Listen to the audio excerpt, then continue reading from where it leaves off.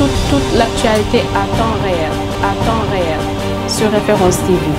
Référence TV, la chaîne de l'innovation.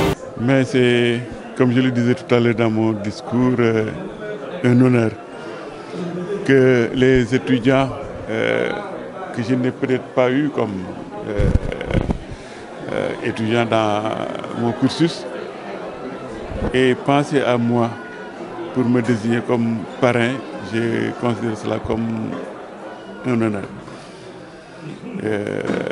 C'est avec donc une très grande fierté que j'ai accepté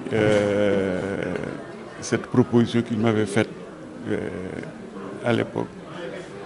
Et je crois qu'ils estiment que, compte tenu de mon parcours, je peux leur servir de modèle. Ne serait-ce que pour ça, je considère qu'ils m'ont fait un très grand honneur. Oui, un thème d'actualité, comme je le disais tout à l'heure, il s'agissait de réfléchir sur les relations entre la justice et l'état de droit. Comment faire en sorte que la justice puisse permettre la consolidation de l'état de droit. Comme j'ai l'habitude de le dire, tout droit a besoin d'un juge à son service. Parce que s'il n'y a pas de juge pour sanctionner la violation de la règle de droit, on ne serait plus dans le contexte d'un état de droit. Il faut donc une justice pour consolider, garantir l'état de droit, consolider l'état de droit, mais cela suppose aussi que cette justice remplisse un certain nombre de conditions d'indépendance, d'impartialité. C'est pourquoi je disais que le juge doit être mis dans des conditions lui permettant de rendre sa sécurité à des sanctions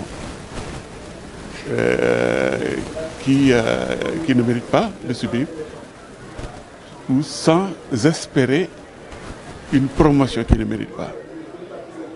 Il faut donc que le juge se trouve dans ces conditions-là pour pouvoir assumer sa mission en tant que garant de l'État. Oui, alors j'ai fait une publication dans un colloque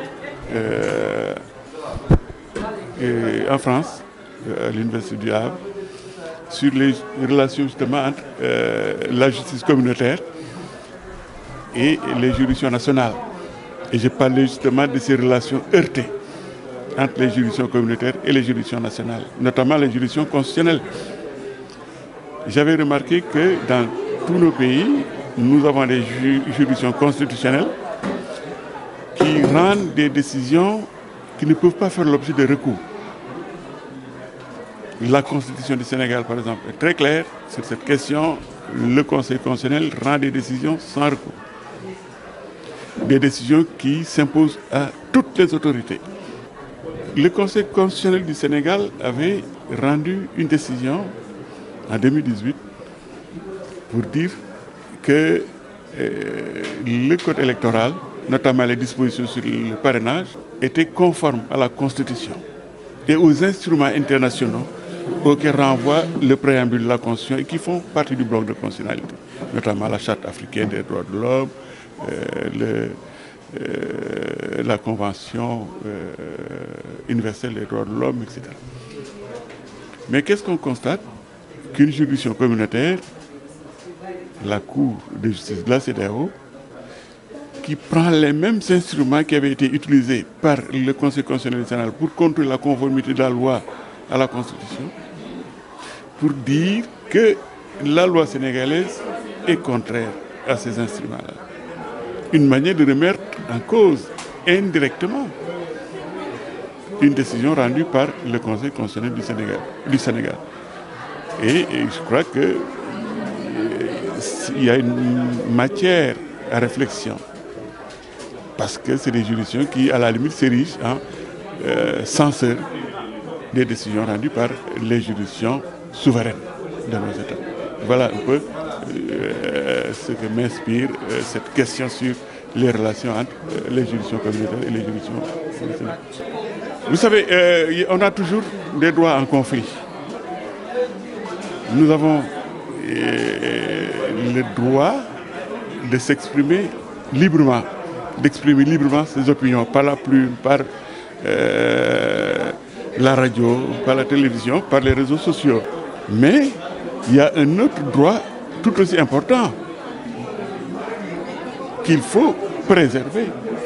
C'est le droit au respect de la vie privée, le droit à l'image. Moi, j'ai le droit de revendiquer le respect de ma vie privée. Je ne peux pas accepter qu'au nom de la liberté d'expression, on puisse divulguer des informations qui se rapportent à ma vie privée. Ne serait-ce que pour créer un équilibre entre ces différents droits-là, il est nécessaire de réglementer les réseaux sociaux. Naturellement, un sentiment de satisfaction et un sentiment de fierté d'avoir pu parcourir le chemin et d'être arrivé au bout du tunnel. Ce n'était pas facile, c'était très dur. Quand on arrive en première année avec plus de 6000 étudiants et que par la grâce du Seigneur et par notre détermination, notre abnégation et notre dextérité, nous avons pu vraiment arriver au bout du chemin. Et donc nous en sommes très fiers et nous en sommes encore d'autant satisfaits en voyant la fierté des parents aujourd'hui à cette cérémonie de remise de parchemin. Oui, ça c'est un peu le regard subjectif des Sénégalais à travers l'institution judiciaire.